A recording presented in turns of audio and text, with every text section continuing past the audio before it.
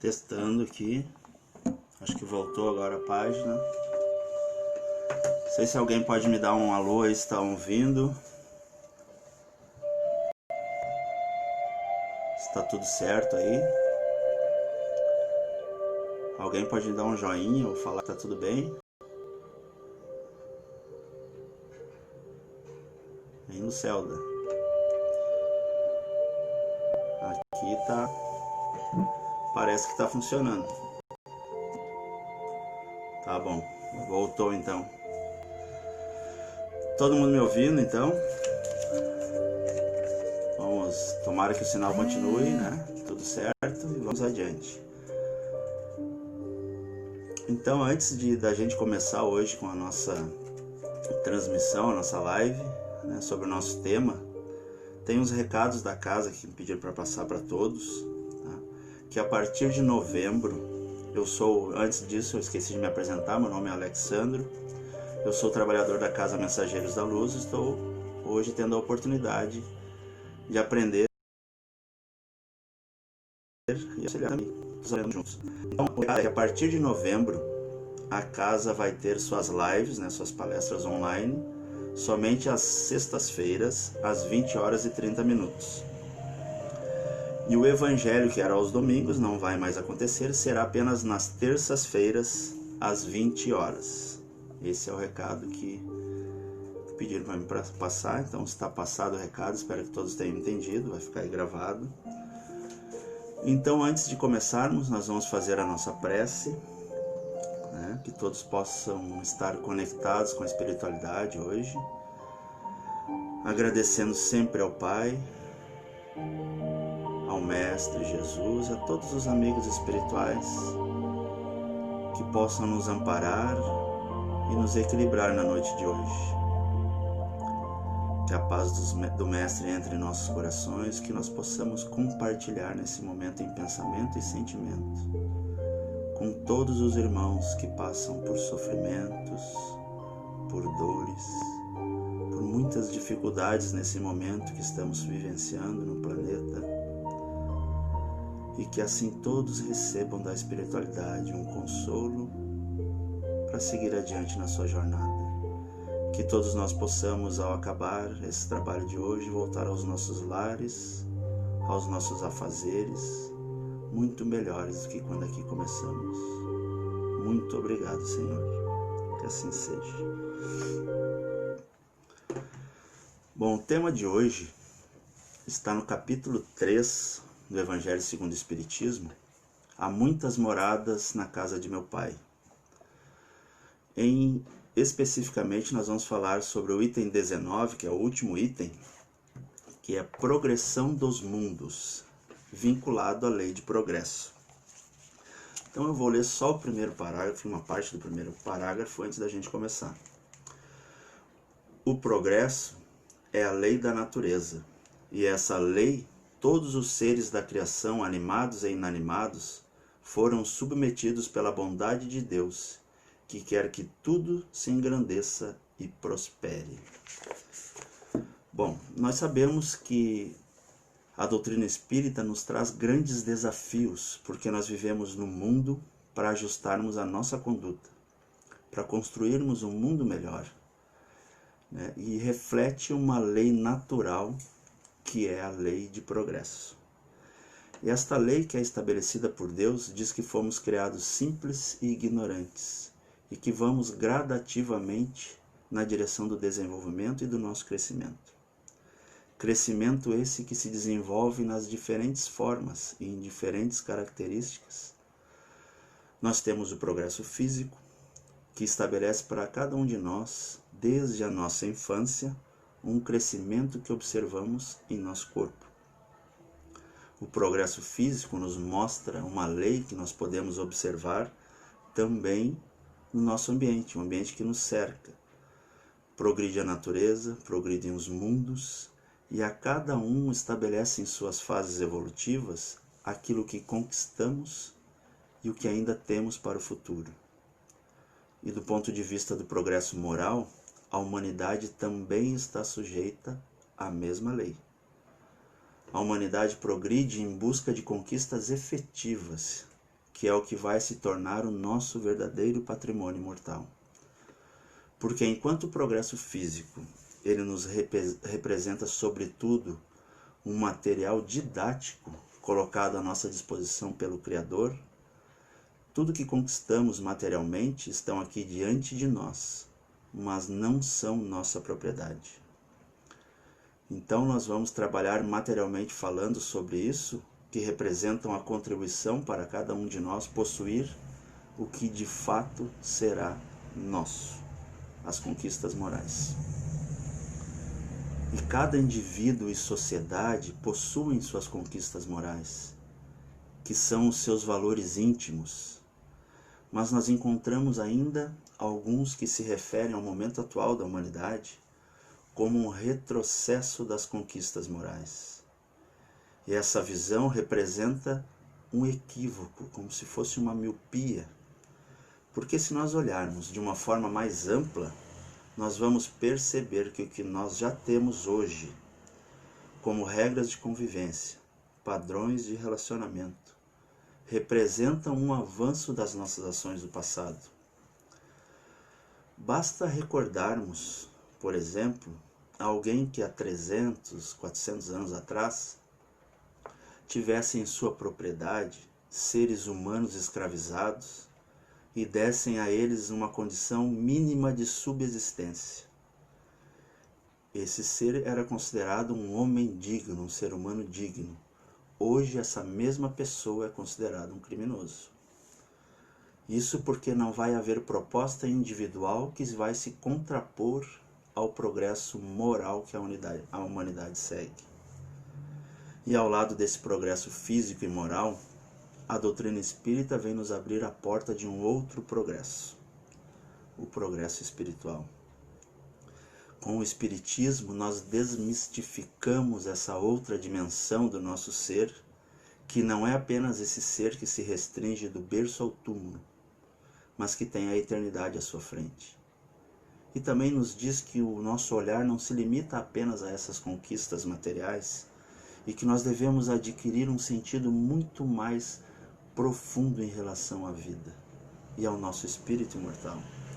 Cada experiência, cada oportunidade, cada desafio traduz para o nosso íntimo o desejo do Criador, como nós lemos agora no Evangelho, de que cresçamos, de que avancemos na direção da materialização em nós que representa o amor de Deus. E nessa jornada, o único adversário reconhecido pelo Espiritismo de fato é o materialismo. Esse materialismo que acorrenta as nossas consciências e diz para o ser humano que somos apenas essa personalidade transitória da carne e nos cegam diante dos valores do Espírito. E a doutrina também não é um conjunto de normas muito complexas que só acessa aqueles que são mais estudados ou mais letrados, porque ela fala de maneira profunda ao ser imortal que cada um de nós é. Um exemplo disso, naqueles periódicos de Kardec, contou uma história de um antropólogo que fez uma experiência numa tribo indígena e resolveu ensinar a eles o Livro dos Espíritos. E depois de algum tempo que eles estavam estudando, um dos membros da tribo o procurou e disse: "Depois de tudo que conversamos, o Senhor diz que quando um membro da nossa tribo morre, poderá reencarnar entre os brancos?" "Sim, é possível", respondeu ele. "Então significa que jamais devemos fazer guerra aos brancos, pois podemos ter ali um irmão reencarnado." Entendi. Isso porque a proposta não se restringe ao entendimento intelectual das leis espirituais, mas que deve pautar a nossa conduta e a transformação do nosso sentimento, e revela de uma forma muito esclarecedora o intercâmbio entre os dois mundos. Mas ainda nós encontramos entre nós, alguns de nós, que conversam com os espíritos, orientam os espíritos, mas não transformam o próprio espírito. E a proposta da doutrina é olhar para cada um de nós e irmos nos ajustando a uma forma de progresso que começa em cada um de nós.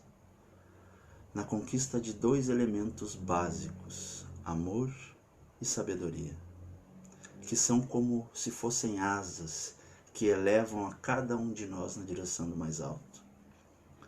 Sem o amor, a inteligência se torna fria, seca, e não é raro quando vai na direção da criminalidade. Sem a inteligência, o amor se torna limitado, é incapaz de perceber as necessidades reais, ama, mas de maneira ingênua, porque o amor consola, mas o amor também orienta. E o amor divino, nas suas diferentes formas de se manifestar, nos oferece também oportunidades de construção externa aqui no mundo. Quando percebemos, por exemplo, quando tudo vai bem na nossa vida, a saúde está em ordem, a conta bancária tem o suficiente, estamos trabalhando, as nossas ações são mais alegres, mais felizes. Esse é um amor construído fora de nós, com os bens materiais. Mas quando nós enxergamos apenas isso, o externo, nós esquecemos do amor que deve ser construído dentro de nós. E muitas vezes a dor e o sofrimento surgem como mecanismos para que possamos entender a dimensão do amor, que começa com o auto-amar-se. Como já dizia lá no Antigo Testamento, o segundo mandamento, ama teu próximo como a ti mesmo. Porque o primeiro movimento do amor e do progresso é o auto-amor. Porque ninguém é capaz de amar o outro mais do que a si mesmo. Ama o próximo como a ti mesmo. Por isso, para o movimento do progresso na direção do amor, o indivíduo aprende a se valorizar, a se conhecer e a indicar para sua consciência o que já tem de conquistas e o que ainda tem necessidade de mudança. Desta forma, nós vamos conseguindo nos compreender. E o amor é essa ligação, é essa ponte que nos dá a possibilidade de compreensão do outro. E assim se dá o progresso do ponto de vista coletivo. E o progresso coletivo está ligado ao entendimento do que é a criatura humana. E a doutrina nos mostra isso quando nos informa que cada criatura que cruza o nosso caminho tem um passado, como também tem um futuro. E muitas vezes isso nos escapa, pela falta ainda de entendimento muito claro. E é muito fácil, muitas vezes, julgarmos esse ou aquele grupo, um povoado, com o nosso olhar pessimista, que limita o nosso pensamento sobre o que o outro é, porque nem sempre ou quase nunca nós temos acesso ao passado de alguém. E às vezes, quando nós olhamos esses povos, esses povoados, achamos que pararam no tempo, mas com certeza eles já tiveram uma longa caminhada e já melhoraram um pouco. Portanto, entender o progresso coletivo significa compreender que indivíduos e agrupamentos também estão sujeitos à mesma lei. E quando nós não temos condições de compreender determinados elementos, é porque ainda nos faltam elementos como indivíduos. Assim progridem também os planetas. E o nosso vive um momento muito especial em relação à transição informada pelos espíritos, de provas e expiações para a regeneração. E esse é o momento, inclusive com essa pandemia que estamos vivendo há algum tempo, um momento de olharmos mais para dentro. Mas muitos de nós continuam olhando mais para fora. E um mundo de regeneração que ingenuamente alguns acreditam que se mostrará como um mundo feliz, mas isso não é verdade. Santo Agostinho tem uma definição muito precisa quando ele diz que um planeta de regeneração não é um planeta isento de dificuldades, pois imperam ainda as vicissitudes da matéria.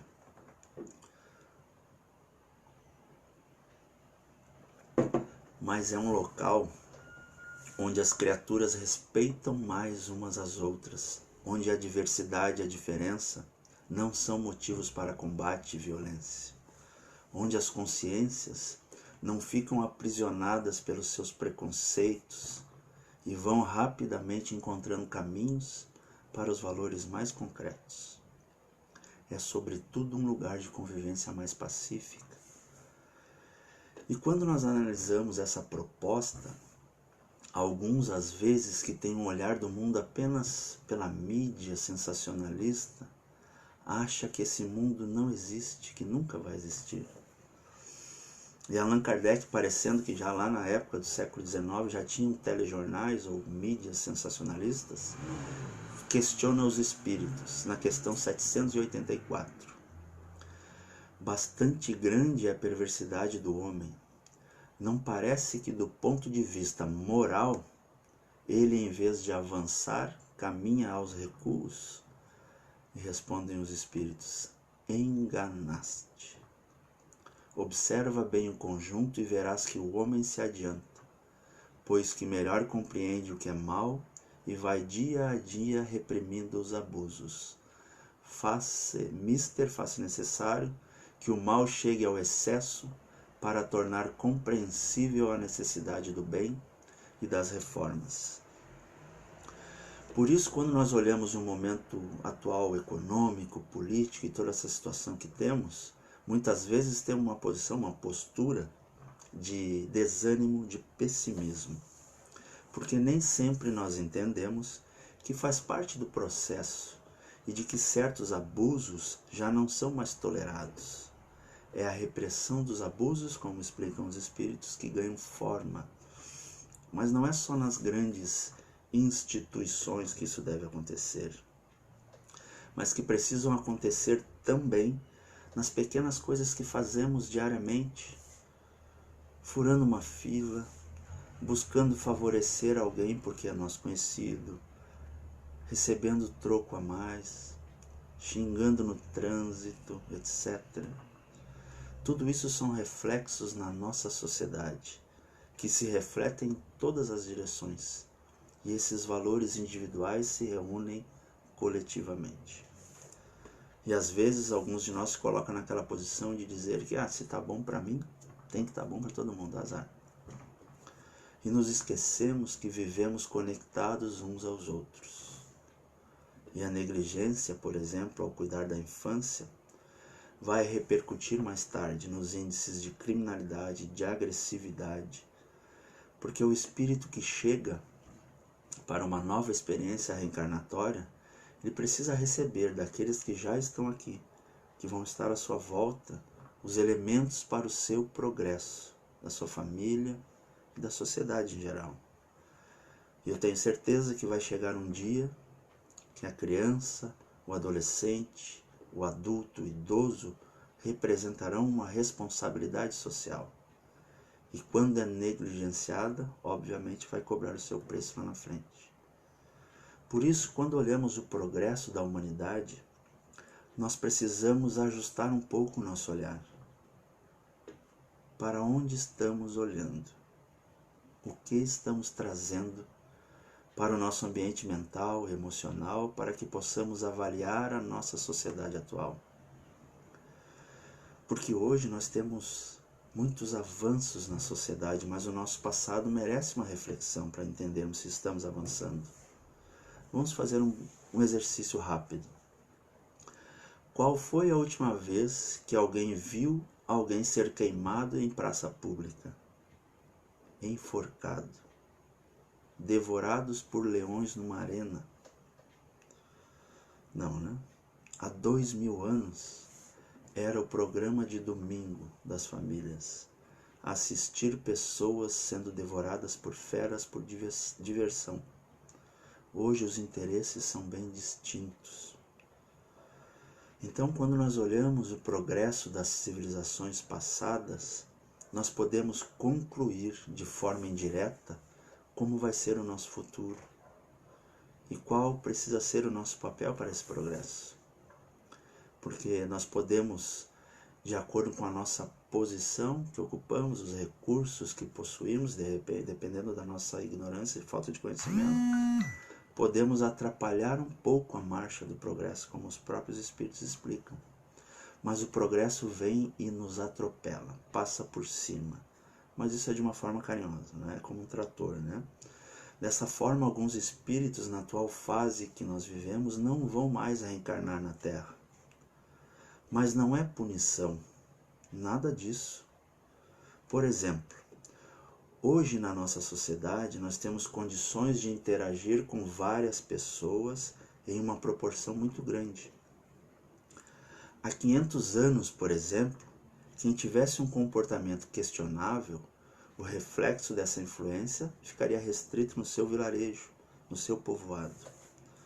Hoje, um ato, uma frase, uma imagem mal colocada nas redes sociais, por exemplo, pode alcançar uma dimensão gigantesca.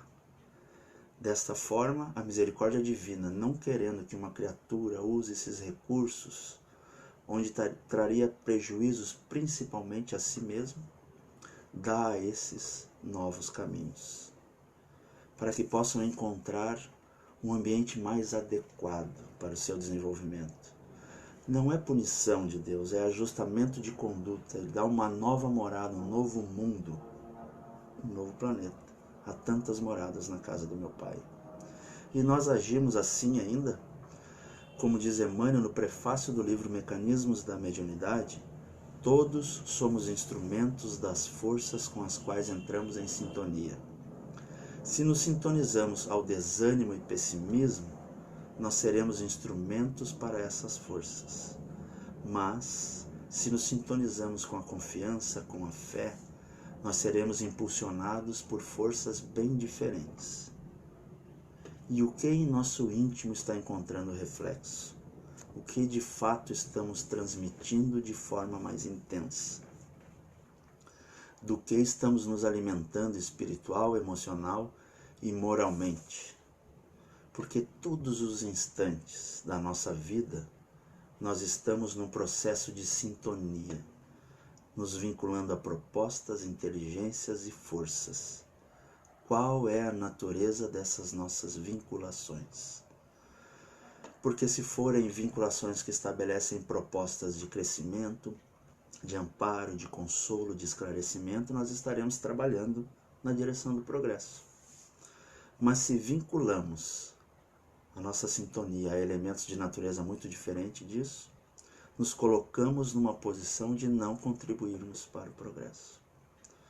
Porque alguns acreditam que precisa ser espírito evoluído para trabalhar na doutrina espírita, que é um grande equívoco. Trabalhamos para nos aprimorar e não ser perfeito para trabalhar.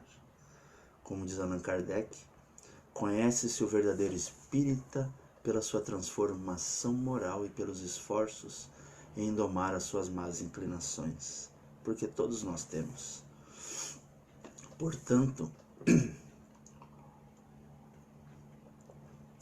quando nos colocamos na posição de desânimo e pessimismo, nós minamos as nossas forças que poderiam ser usadas na direção do nosso progresso, do estabelecimento dos princípios naquela proposta de devolver à vida o auxílio que da vida recebemos.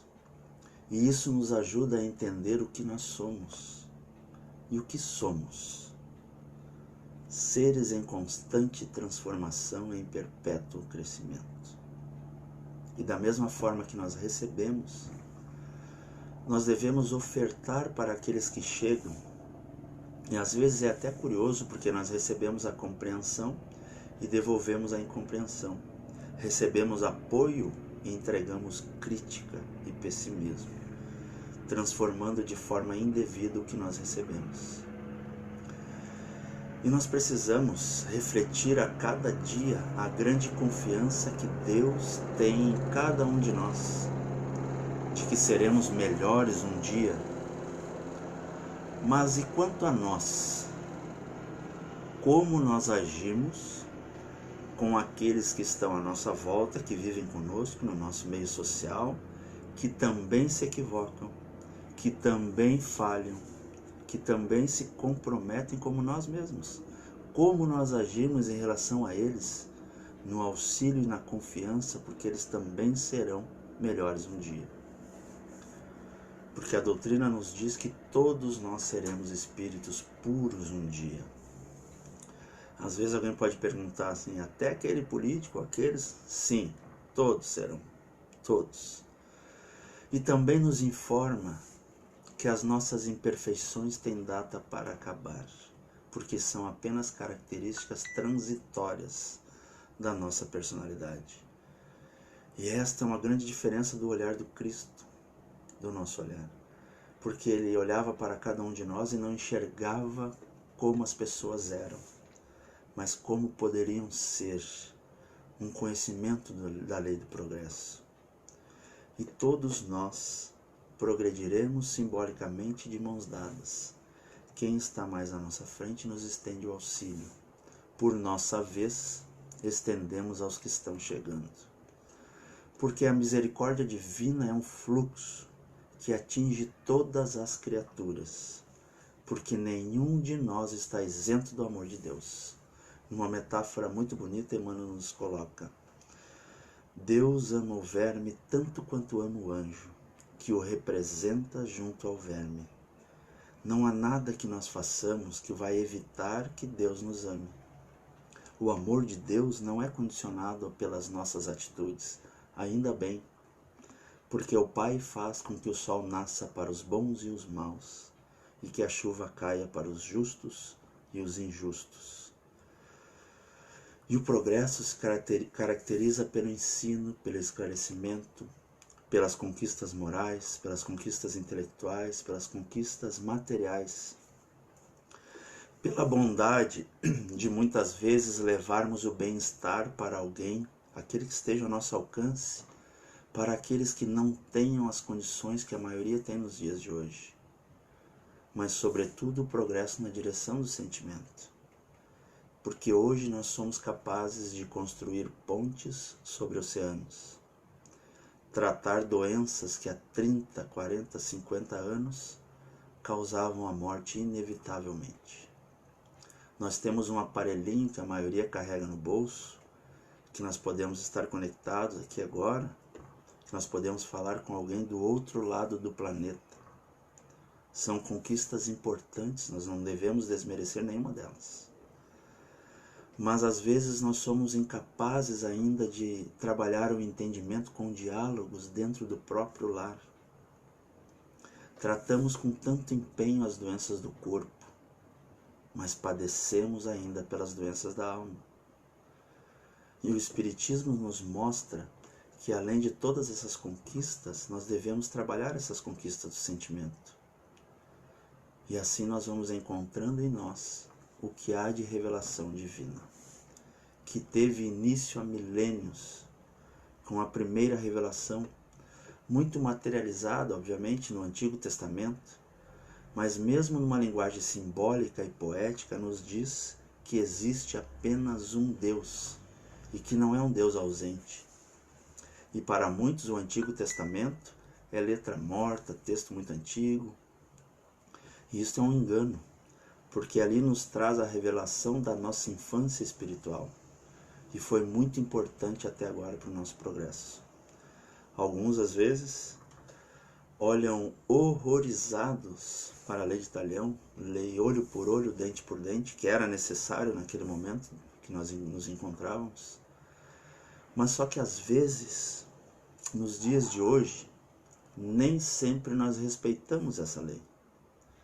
Se tivesse essa lei, por exemplo, ofender alguém nas redes sociais, o outro poderia ofender também com as mesmas palavras. É isso que ocorre. Alguém comete um equívoco no trânsito, pede desculpa, o outro abre o vidro e às vezes dá um tiro no outro. Portanto, olho por olho, dente por dente, ainda é uma lição não estabelecida entre nós. Amar a Deus sobre todas as coisas, amar teu próximo, é do Antigo Testamento. Deuteronômio 6,5, Levítico 19,18. É da primeira revelação. Jesus veio fazer cumprir a lei e acrescentou: amar os seus inimigos. E Allan Kardec faz 2 capítulos no Evangelho, o 11, amar o próximo, o 12, amar os inimigos. E isso representa um avanço uma necessidade de compreensão do outro. E Jesus é essa grande proposta de vivência do amor. E nos disse que Deus é um Pai. E Ele não conviveu aqui entre seres perfeitos. Judas, Pedro, Magdala, aqueles que receberam em Jerusalém foram os mesmos que aplaudiram a sua crucificação. Mas não disse nenhuma palavra de condenação, apenas ou muito orou por nós. Então, 18 séculos depois, surgia a terceira revelação, absolutamente conectada com a primeira e com a segunda revelação, que traz o entendimento da divindade, do que somos, de onde viemos, para onde vamos, e abre as cortinas da espiritualidade para não cairmos mais ingenuamente sobre o entendimento de que a morte nos transforma em sábios e santos, só porque deixamos o corpo.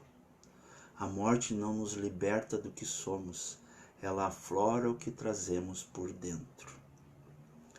E nos diz ainda que não existe punição divina, e que os nossos equívocos são usados pelo Criador como luz para nós mesmos. E essa luz é mais ou menos assim: deixar que plantemos e experimentemos a nossa própria plantação. E assim nós percebemos que o que estamos fazendo não está adequado e partimos para a mudança. E também nos esclarece que o sofrimento possui 3 pontos distintos. E nós costumamos a olhar tudo como expiação. E às vezes nós exageramos achando que tudo é de outra existência. Expiação é uma das faces da dor e do sofrimento para o nosso progresso. Existe a outra, a prova, a avaliação. E tem uma outra face, que trouxe um caso de André Luiz um dos seus livros, que eu não lembro o nome, mas faz muito tempo que eu li, que um espírito gostaria de reencarnar como médico para cuidar de cegos de nascença. Então ele estuda tudo que tem à sua disposição na espiritualidade. Volta para o seu mentor e diz que está pronto. Estudei tudo. Ele, muito bem. Mas eu tenho uma outra proposta para lhe fazer. Ele, opa, diga. Quem sabe tu não reencarnas primeiro como um cego de nascença. Vive numa família de classe média, não vai ter dificuldades materiais, até uns 20, 25 anos. Aí na próxima reencarnação, tu volta como médico já tendo a experiência de que é ser um cego de nascença. Quando eu li isso há anos atrás, eu pensei, será que a gente pode trocar de mentor, de ouvir uma proposta dessa, né? Mas como ele é mais evoluído, ele disse, mas que boa ideia, não é? E talvez se ele entrasse na nossa casa espírita, né, no dia que tivesse palestras, muitos de nós olhariam aquele jovem e pensariam, o que será que ele fez na outra existência? Mas nós estaríamos diante de alguém em preparação para uma missão. E a missão é essa outra face do sofrimento.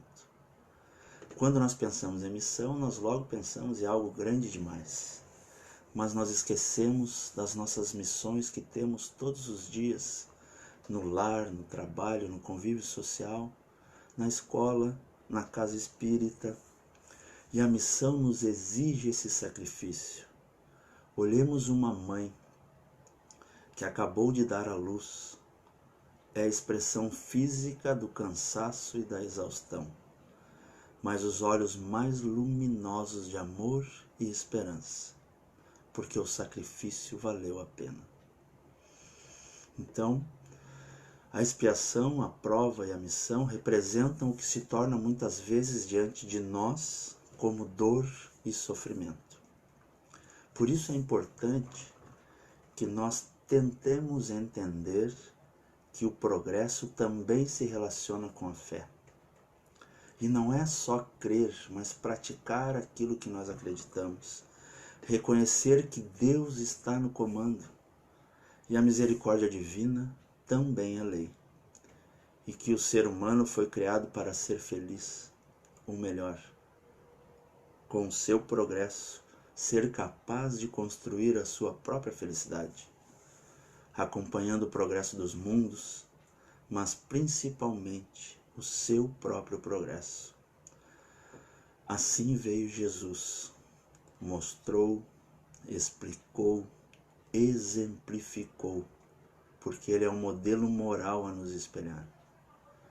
Ele não é só o governador espiritual da terra, mas alguém que esteve e está conosco, nos orientando como agir dia a dia para podermos evoluir.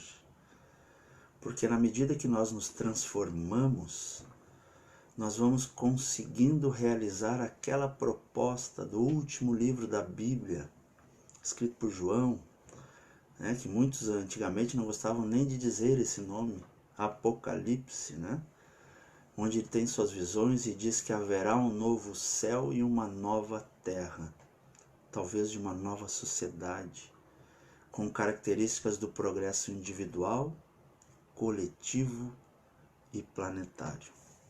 Não é fácil, a gente sabe disso. Estamos todos juntos aqui. Mas que não esqueçamos daquelas palavras do Cristo: o céu e a terra passarão, mas não passarão as minhas palavras. Era isso que eu tinha para hoje, espero que eu tenha contribuído, que eu também aprendi muito aqui agora, sou um mero aprendiz, que nós possamos estar em melhores condições que quando aqui chegamos, estamos harmonizados. Então vamos fazer a nossa prece de encerramento, agradecendo ao Pai por tudo que nós temos, por tudo aquilo que nós já conseguimos ser, que os nossos pensamentos de bondade, de amor, possam se estender àqueles que estão nas ruas, nos hospitais, nos asilos, orfanatos, nos presídios, aqueles irmãos que tiraram a própria vida, que recebam o nosso sentimento de paz, de conforto. Agradecemos, Pai, também pelo lar, pelo alimento de cada dia, pelos amigos, pela família, por tudo que está aqui à nossa disposição, ao nosso progresso, para o nosso crescimento. Que nós possamos todos os dias, Pai, olhar para a vida, olhar para o céu, para o sol, as plantas, tudo que tem nesse planeta, e agradecer todos os dias.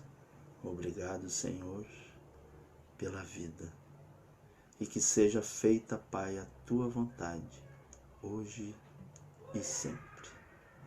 Que assim seja. Muito obrigado, uma boa noite, fiquem em paz. Que Jesus possa visitar a casa de todos vocês essa noite. Um grande abraço.